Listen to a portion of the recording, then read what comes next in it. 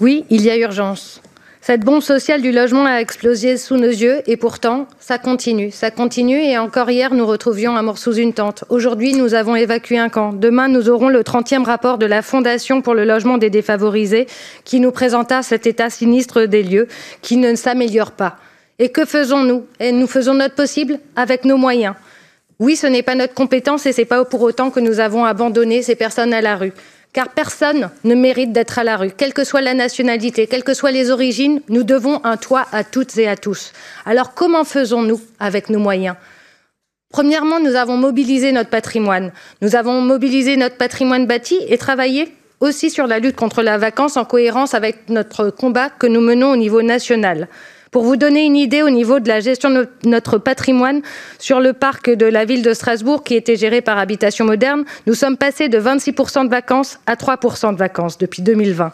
Nous sommes passés pour l'Eurométropole de Strasbourg, le patrimoine de l'Eurométropole, de 49% à 9%.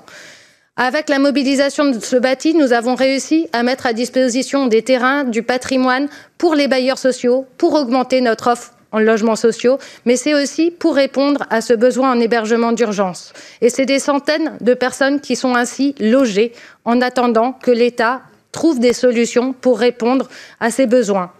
Mais il ne suffit pas de répondre aux besoins, il ne suffit pas de lutter contre le logement vacant, même si nous investissons ce champ depuis plusieurs années, nous avons besoin d'outils pour le faire.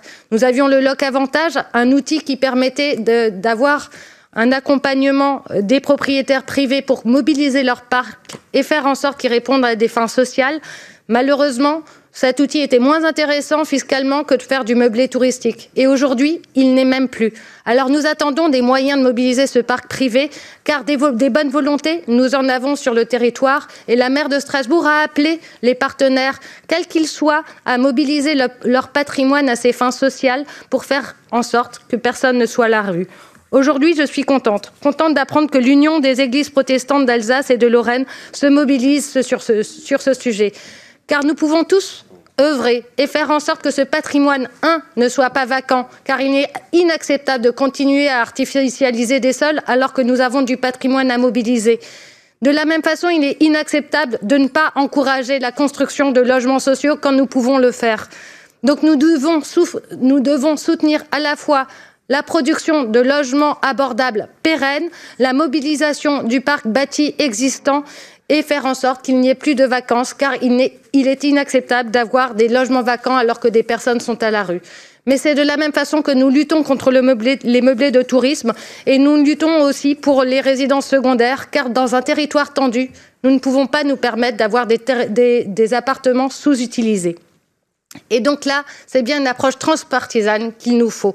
Il nous faut toutes et tous nous mobiliser pour répondre à ces besoins et ne pas lutter contre des bulles d'air que nous allons installer dans quelques tiny houses à la Robertsau ou sur un terrain pour de l'hébergement d'urgence à la Montagne Verte. Oui, ces actions sont nécessaires. Elles sont nécessaires parce qu'il y a des enfants à la rue, parce qu'il y a des familles à la rue et cela nous concerne toutes et tous. Merci pour votre attention.